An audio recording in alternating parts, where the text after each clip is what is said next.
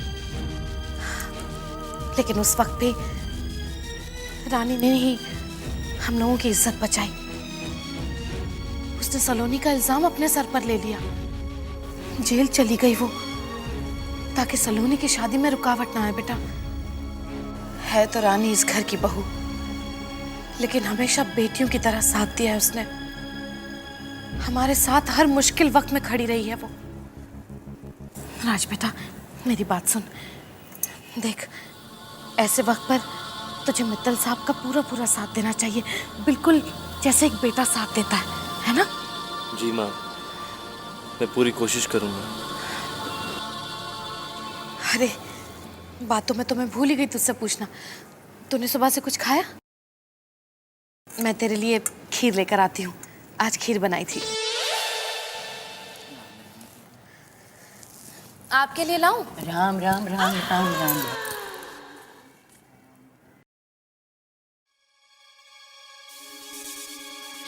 वैसे बता रहे हैं, अब मुझे ही कुछ करना पड़ेगा। इस राज का इस घर में आना कम करवाना पड़ेगा, और दामाद जी को आरती की मुट्ठी में लाने का काम मुझे ही करना पड़ेगा। राम राम राम राम राम राम राम राम राम राम राम राम राम राम।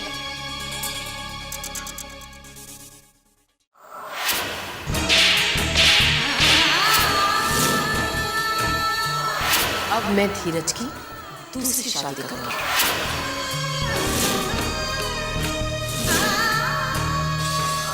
वैसे भी अमृतलाल मेरे बहुत पीछे पड़ा अपनी बेटी को लेकर। 9 करोड़ रुपए देने को तैयार है वो। 9 करोड़।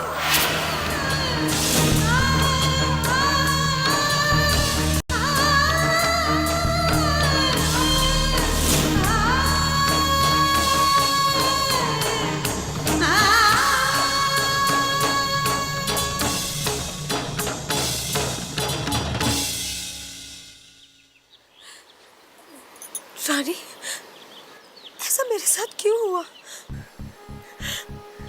मैं कभी पापा को तकलीफ नहीं देना चाहती थी, लेकिन आज मेरे कारण पापा इतने दुखी हो रहे हैं। मैं सबके तकलीफ का कारण बन चुकी हूँ। मैं ऐसा नहीं चाहती थी।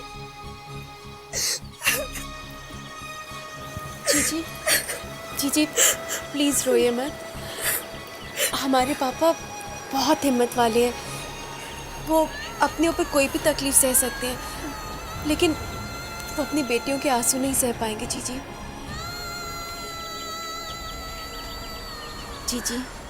जिन लोगों ने आपके साथ इतना अन्याय किया, वो तो यही चाहते हैं ना कि आप रोएं, तड़पें, गिड़गिड़ाएं, दुखी हों, और रोकर आप उनके मकसद को कामयाब कर रही हैं। अपने लिए नहीं तो हम सब के लिए, पापा के लिए आपको हिम्मत से काम लेना होगा। और यही मौका है जब आपको अपनी कमजोरी को अपनी ताकत बनाना है। जी, हिम्मत से काम लीजिए। भूमि मंगलम उदक मंगलम अग्नि मंगलम वायु मंगलम गगन मंगलम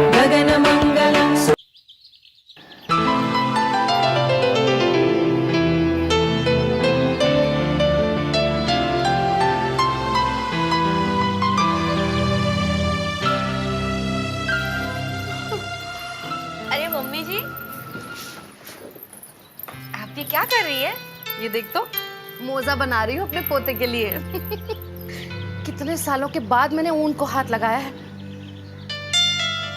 बस दादी बनने का चाव चढ़ गया है मुझ पर। खूब सारी चीजें बनाऊंगी। हे भगवान, देख तो, भूल ही गई, तुझे खीर खिलानी थी। खीर? जल्दी लेके आइए ना, मुझे बड़ी भूख लगी है। अभी लाई बेटा।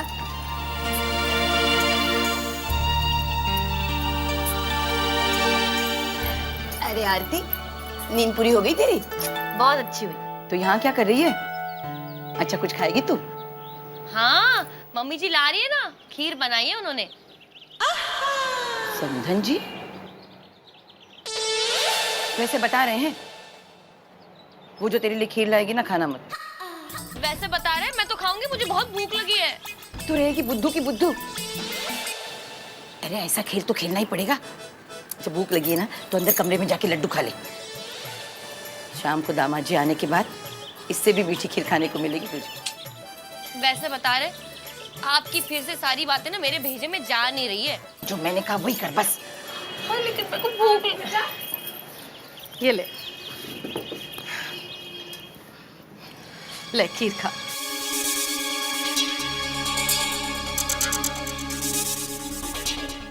खा। मुझे मुझे भूख नहीं है। अरे अभी तो कह रहे थे कि भूख लगी है, खाऊंगी खीर। खाना बहुत अच्छी बनी है। नहीं नहीं। क्या हुआ? मन नहीं कर रहा। खा, थोड़ी सी खा ले। नहीं खानी।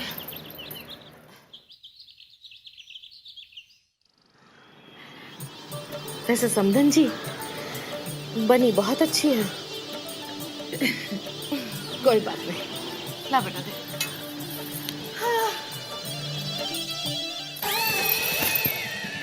चिंता मत कर बेटी, अब आएगा असली मजा। वो कैसे? तू मुझे पान खिला और तू ये काजू खा। चल।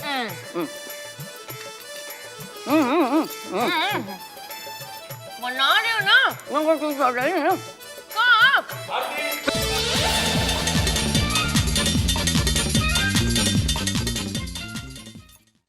आरती कब से मैं। कैसी तबीयत है बेटा? पहले से ठीक है ना? हाय राम, मैं तो मर गई, मेरी कमर। क्या हो गया? बस बेटे वो आप आ गए, मैं चाय लेके आती हूँ। आरती तुम प्लीज लेटी रहो। अब मेरी कमर। मम्मी जी क्या हुआ? नहीं माँ, नहीं माँ, नहीं। अब तुम्हें मेरी कसम है। छोड़ो, कसम को बोलने दो मम्मी जी को। अच्छा अब क्या हो गया? अब क्या कहें दामाद जी, कहना तो नहीं चाहिए लेकिन कहना पड़ रहा है। अब आखिर माँ हो ना बेटा, कब तक मैं बर्दाश्त करूंगी? पूरा दिन घर की चक्की में पिसती रहती है।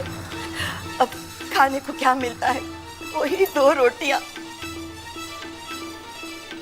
ऐसे समय अच्छा खाने को दिल करता है। समधन जी ने खीर बनाई, लेकिन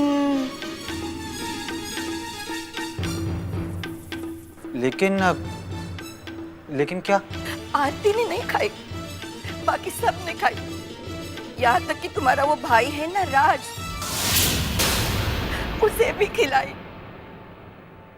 लेकिन मेरी बेटी के पेट में 2 चम्मच खीर नहीं गई बेटा, नहीं गई। अम्मा रो मत अम्मा। मम्मी जी माँ ऐसा क्यों करेंगी? हाँ, राज उनका लाडला है ना बेटा। होता है कभी कभी किसी बच्चे पे ज्यादा प्यार होता है, लेकिन दूसरे के साथ सौतेला व्यवहार तो नहीं करना चाहिए ना बेटा, नहीं करना चाहिए ना।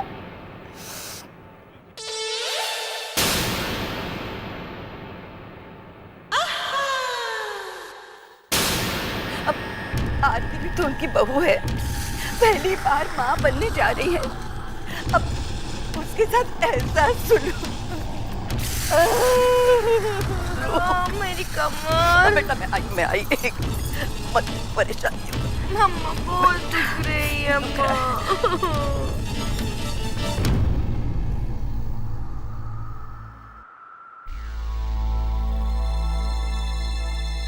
तलवार साहब, आप समझ गए ना केस क्या है?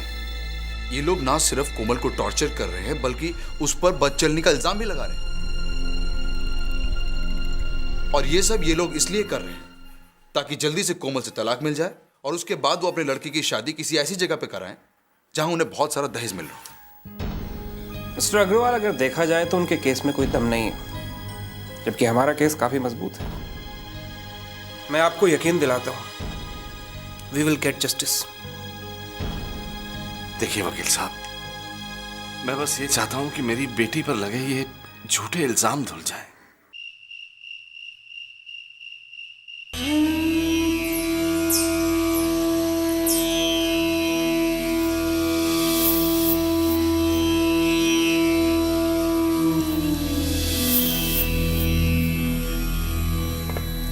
खाना खा लीजिए।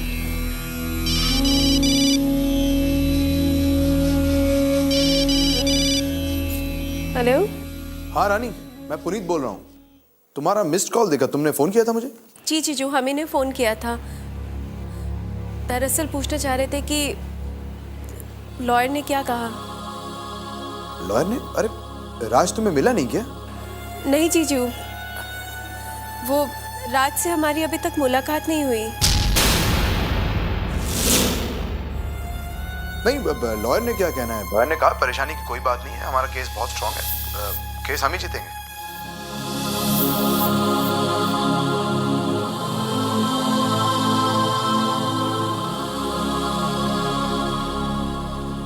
ठीक है, सब ठीक हो जाएगा। ओके जीजू, बाय।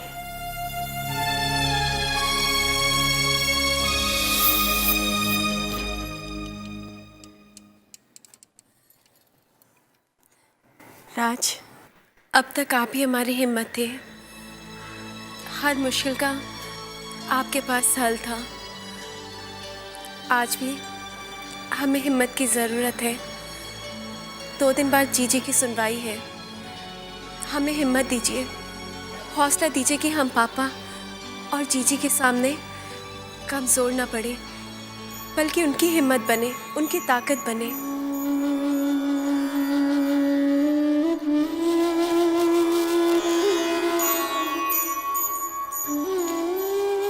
आई विश सब ठीक हो जाए।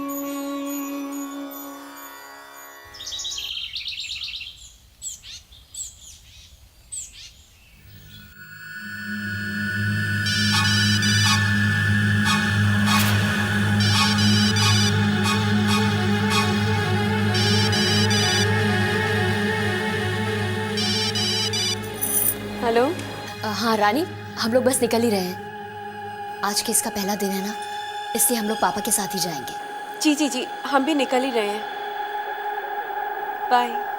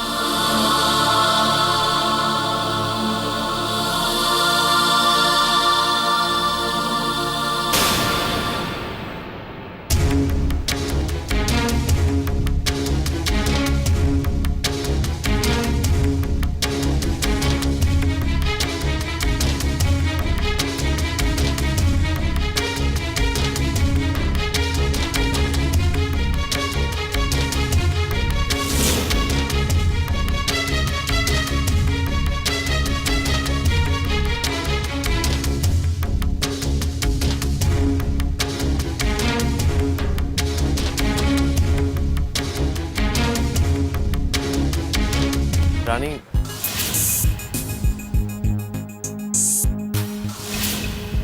मुझे जरा घर की चाबी देना, मैं अपना वॉलेट भूल गया हूँ।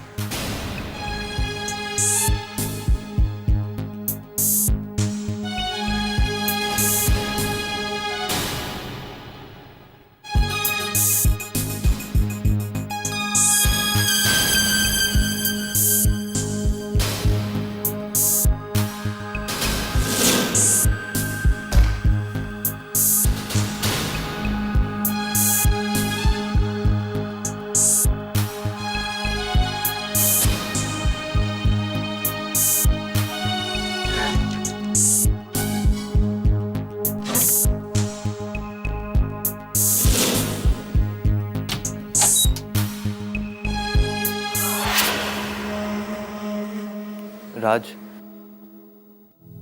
मुझे हिम्मत दो राज। आज पापा को तुम्हारी बहुत ज़रूरत है।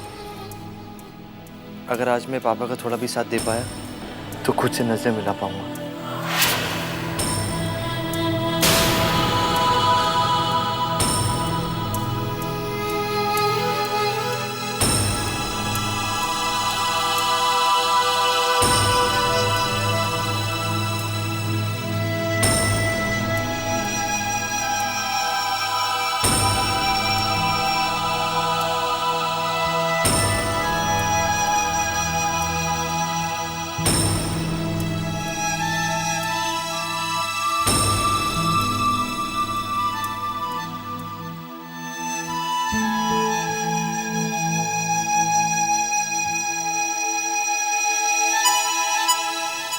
भाई जी, सच्चे लोगों के सर पर हमेशा भगवान जी का हाथ रहता है।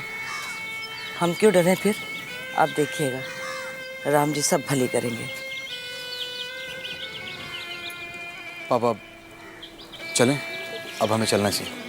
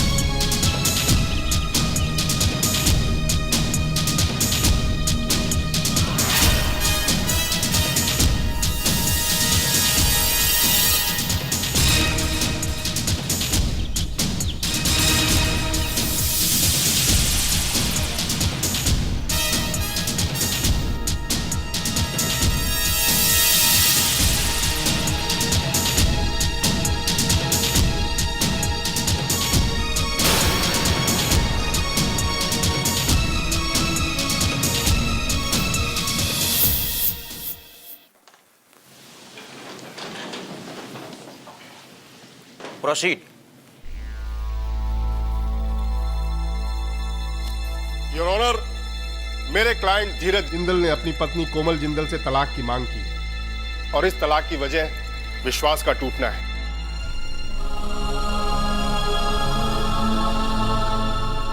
पति पत्नी के रिश्ते की बुनियाद प्यार और विश्वास होता है मिलॉर्ड, लेकिन जब न प्यार मिले और न ही विश्वास, तो ये रिश्ता रिश्ता न रहकर एक बंधन बनकर रह जाता है।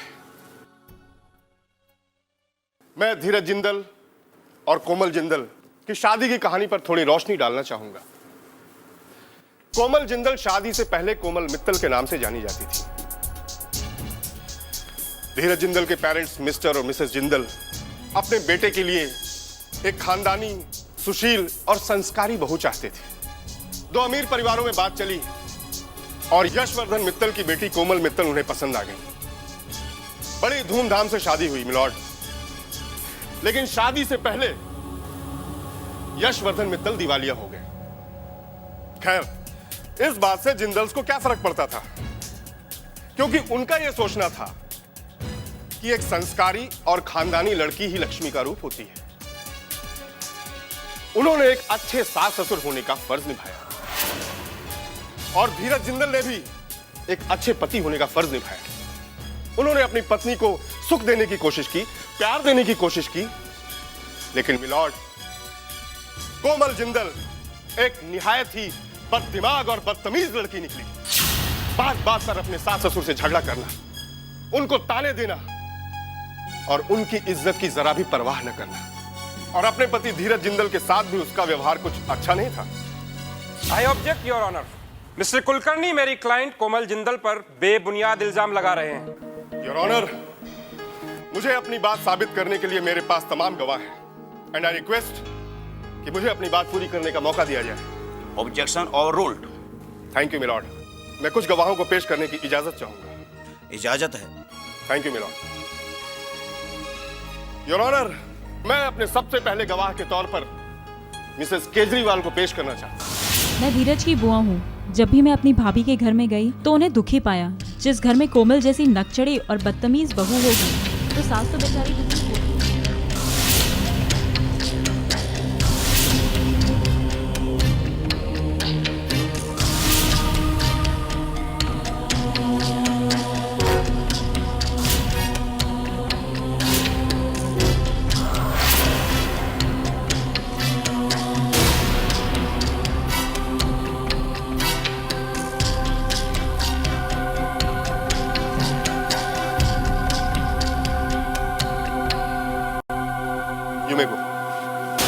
योर ऑनर, मिस्टर कुलकर्णी ने जितने भी गवाह पेश किए उन सब ने एक मत से मेरी क्लाइंट पर बददिमाग, बदतमीज एक्सेट्रा एक्सेट्रा होने का इल्जाम लगाया और सब ने एक बात यह भी कही कि वो सब कोमल से बहुत ही कम मिले हैं। योर ऑनर, जब ये लोग कोमल से बहुत ही कम मिले हैं तो इन सबको कोमल के नेचर के बारे में इतनी ज्यादा जानकारी कहां से हो गई, इस पे ध्यान दिया जाए। इनफैक्ट सच्चाई तो यह है योर ऑनर कि कोमल के ससुराल वाले उसे किसी से ज्यादा मिलने ही नहीं देते थे और उससे हमेशा तंग किया करते थे, उससे नाराज रहते थे, क्योंकि अब कोमल अमीर बाप की बेटी नहीं रह गई थी। मिस्टर कुलकर्णी जिन जिंदल्स की इतनी बढ़ चढ़कर तारीफ कर रहे हैं योर ऑनर, इनफैक्ट वो लोग निहायत ही लालची और छोटे दिल के लोग हैं। वे घर की बहू को लक्ष्मी नहीं बल्कि अपने मायके से लक्ष्मी लाने का जरिया समझते हैं। ये बात खुद मिस्टर एंड मिसेस जिंदल ने मिस्टर पुनीत अग्रवाल और मिस्टर राज गोयल से कही, जो कि मिस्टर यशवर्धन मित्तल के ही दामाद हैं।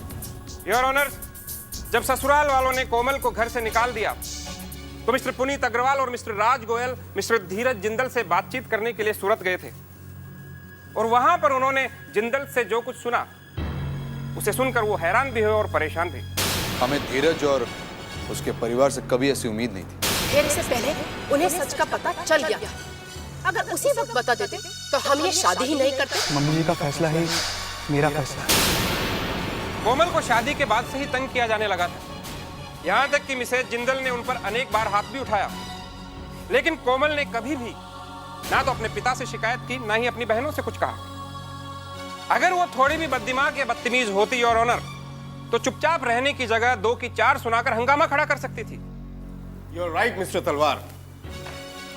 योर ऑनर, वाकई ये सोचने की बात है कि इतने अत्याचार होने के बावजूद कोमल जिंदल अपने मायके क्यों नहीं लौट गई, वो ससुराल में ही क्यों रहती रही। इसके पीछे एक कारण है मिलॉर्ड, और वो कारण है कोमल का चरित्र। यस मिलॉर्ड, अदालत को यह जानकर हैरानी होगी कि बेहद मासूम दिखने वाली कोमल जिंदल का असली चेहरा कुछ और ही है। इस मासूमियत के पर्दे के पीछे एक धोखेबाज और चरित्रहीन औरत की तस्वीर है मिलॉर्ड। क्या कोई पति ये बर्दाश्त कर सकता है कि उसकी पत्नी बददिमाग और बदतमीज होने के साथ साथ चरित्रहीन भी हो? तरस आता है मुझे उस जिंदल खानदान पर जिसे बहू के रूप में एक बदचलन औरत मिली। वाकई ये सोचने की बात है कि इतने अत्याचार होने के बावजूद कोमल जिंदल अपने मायके क्यों नहीं लौट गई, वो ससुराल में ही क्यों रहती रही। इसके पीछे एक कारण है मिलॉर्ड, और वो कारण है कोमल का चरित्र। कोमल का चरित्र।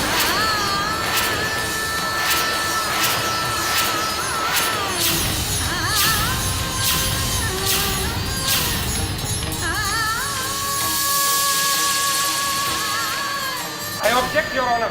मिस्टर कुलकर्णी ने पहले मेरे क्लाइंट के स्वभाव पर उंगली उठाई और अब उसके चरित्र पर उंगली उठा रहे हैं। योर ऑनर, मेरे क्लाइंट धीरज जिंदल ने अपनी पत्नी कोमल जिंदल से तलाक की मांग की है, और तलाक का क्या कारण है इसे अदालत के सामने पेश करना मेरा फर्ज है।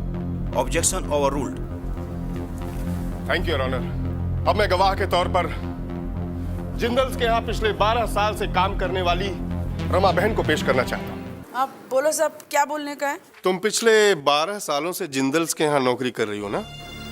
नहीं, वो 12 साल 3 महीना 18 दिन हो गया साहब मुझे उन लोगों के यहाँ काम करते हुए। मेरा नसीब ना बहुत अच्छा है, मेरे को ऐसे घर में नौकरी मिली। पता है साहब, 3 साल पहले मेरा मर्द पी के बहुत बीमार हो गया था साहब, तभी यही भले लोगों ने उसका इलाज किया। तुम कोमल के बारे में क्या जानती हो? रहने दो ना साहब, क्यों मेरा मुंह खुलवाते हो? जो सवाल किया जाए उसका सीधा सीधा जवाब दो। देखो साहब, कोमल मेम साहब का तो मुझे कुछ भी समझ नहीं आया। हमारा धीरज साहब जैसा पति मिला है तो क्या कमी है? पर क्या रमा भाई, अदालत से कुछ मत छिपाओ, बताओ। छुपाने की क्या बात है साहब, जबान पे लाने को शर्म आती है। वो कोमल मेम साहब है ना, उसका हमारे धीरज बाबा के दोस्त के साथ ही है ना। छोड़ो। हाँ, तुम रुक क्यों गई? बताओ बताओ, जज साहब को बताओ ना। क्या बोलने का साहब, नाजायज संबंध थे। हमारी मेम साहब जब भी घर पे नहीं होती थी ना और सारे आदमी ऑफिस में होते थे, तभी एक कोमल मेम साहब उस आदमी को घर पे बुला लेती थी और अपने कमरे में राम राम राम राम। मेरे को तो गंगा जल पीना पड़ेगा साहब। That's all, Your Honor. ये कहने की बात नहीं है कि एक बददिमाग पत्नी को एक पति बर्दाश्त तो कर सकता है, लेकिन एक बदचलन पत्नी को क्या कोई पति बर्दाश्त कर पाएगा? Your witness, please. आप अपने मालिक के लिए कुछ भी कर सकती हैं। हाँ, क्यों नहीं? झूठ भी बोल सकती हैं। हाँ नहीं, मेरा मतलब झूठ नहीं। आप जा सकती हैं। नहीं नहीं। योर ऑनर, मैं इस अदालत से दरख्वास्त करूंगा कि जिंदल्स के एहसानों के तले दबी हुई रमा बहन की गवाही को कोई इंपॉर्टेंस ना दी जाए। I object your honour. Rama बहन की गवाही को नकारा नहीं जा सकता। Objection sustain. चलिए माना कि रमा बहन जिंदल्स के एहसानों तले दबी है, वो वहां पे नौकरानी है, लेकिन अब जो सच्चाई मैं इस अदालत के सामने पेश करने जा रहा हूं उससे दूध का दूध और पानी का पानी हो जाएगा। सारी सच्चाई सामने आ जाएगी। Please come.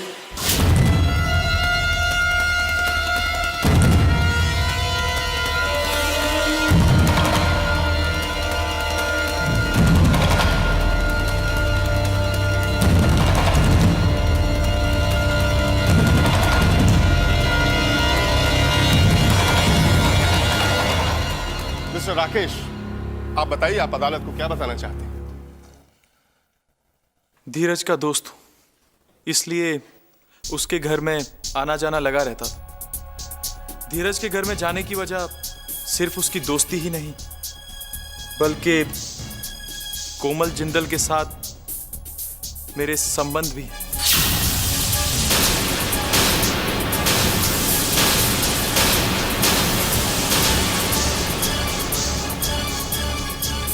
कोमल जिंदल और मेरे नाजायज संबंध।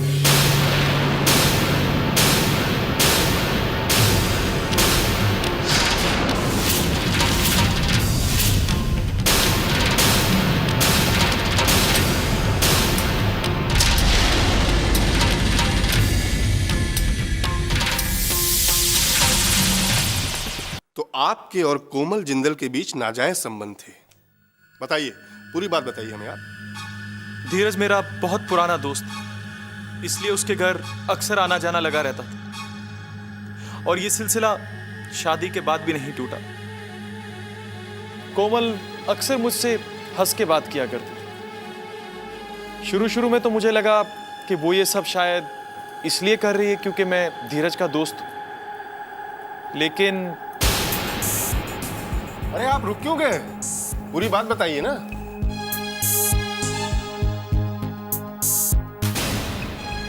जी, कुछ ही दिनों में मैं कोमल की नजरें और उसके इरादे समझ गया था। कोमल ने मुझे अपने से रिश्ता जोड़ने के लिए बहुत मजबूर किया। मैंने उसे बहुत समझाया, धीरज और अपनी दोस्ती का वास्ता दिया, पर वो ना मानी। कोमल ने कहा कि उसने ये शादी अपने पापा की जिद की वजह से की।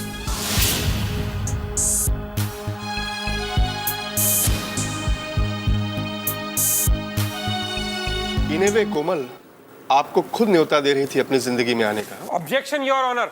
Objection overruled. Thank you your honour. हाँ, तो आप बताइए आगे क्या हुआ? वही जो नहीं होना चाहिए था। एक दिन जब मैं धीरज के घर गया तो कोमल घर पे अकेली थी। उसने मेरे नजदीक आने की बहुत कोशिश की। मैं भी भावनाओं में बहक गया और हम दोनों के बीच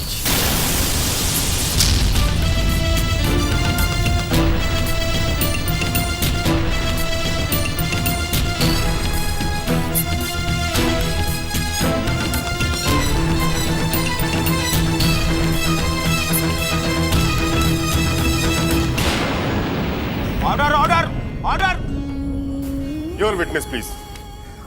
आप ये तो जानते ही होंगे कि ताली एक हाथ से नहीं बजती। जी हाँ।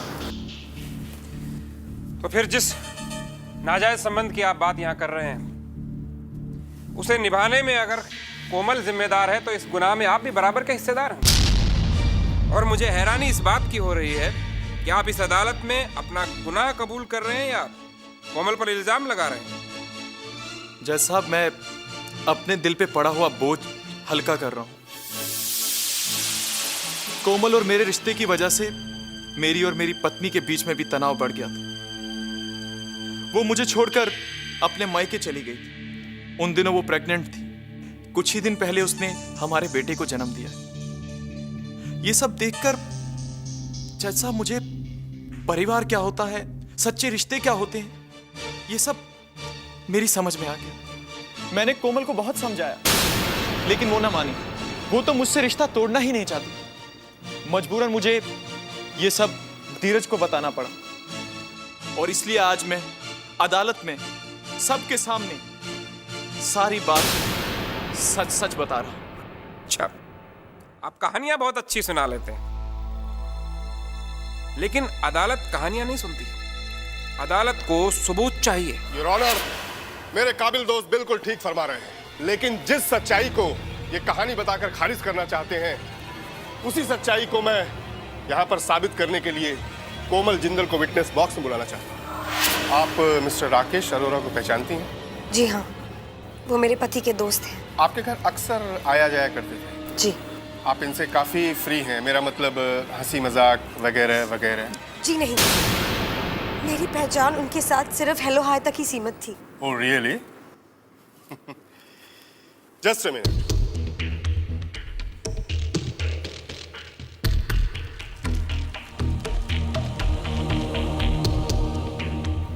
इन तस्वीरों को जरा गौर से देखिए। आपकी पहचान मिस्टर राकेश अरोरा से सिर्फ हाय हेलो तक है?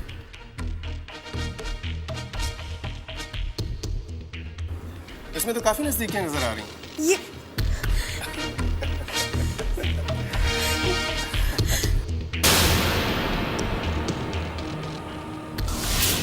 योर ऑनर, इन तस्वीरों पर आप भी निगाह डालिए और ये देखिए कि अगर हाय हेलो का रिश्ता ऐसा है तो फिर प्यार मोहब्बत का रिश्ता कैसा होगा।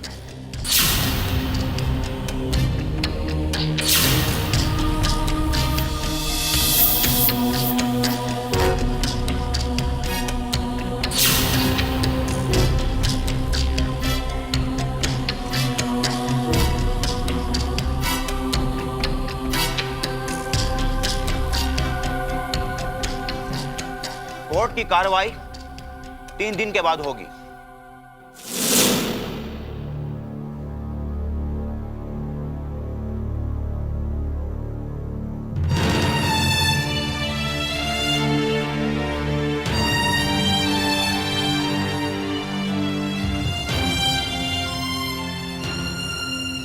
कैसे आदमी हो तुम पति हो या? हेलो हेलो, कोर्ट है ये, कोर्ट। Just behave. चलिए ना। अरे कुछ सोचो तो सही, कैसे कैसे इल्जाम लगा रहे तुम अपने पत्नी पर? बस होश में आ जाओ धीरज, होश में आ जाओ, वरना बहुत पछताओगे तुम। Just behave yourself and act your age.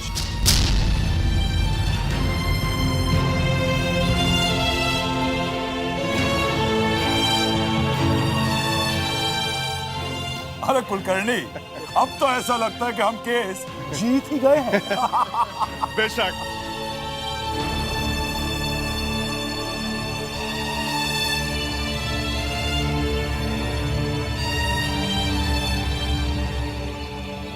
Mister तलवार, आज जो कुछ भी कोर्ट में हुआ वो उसकी उम्मीद नहीं थी मुझे। एडवोकेट कुलकर्णी ने वो तस्वीरें अदालत में पेश करके केस को एक नया ही मोड़ दे दिया। Komal ji, I would like to know, आप मुझसे कुछ छुपा तो नहीं रहे हैं ना? कहीं ऐसा तो नहीं कि जो कुछ उन तस्वीरों में है वही सच्चाई है?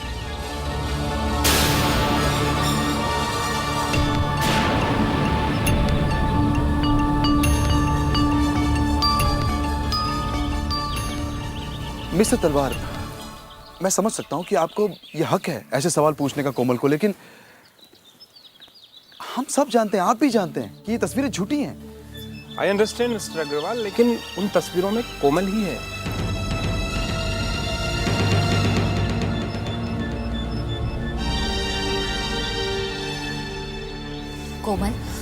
कोमल जस्ट ट्राई टू रिकलेक्ट कि वो फोटोग्राफ्स कैसे।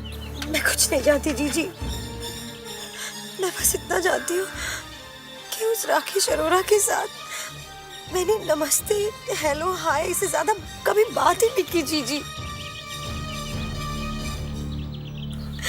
मेरे कुछ समझ में नहीं आ रहा कि मैं क्या करूं।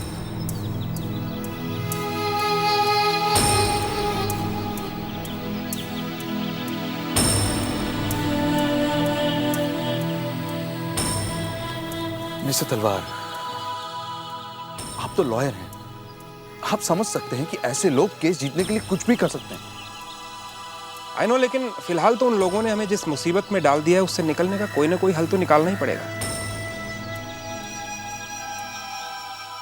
नहीं तो कहीं ऐसा ना हो कि वो लोग अपना झूठा इल्जाम साबित करने में कामयाब हो जाएं और केस जीत जाएं।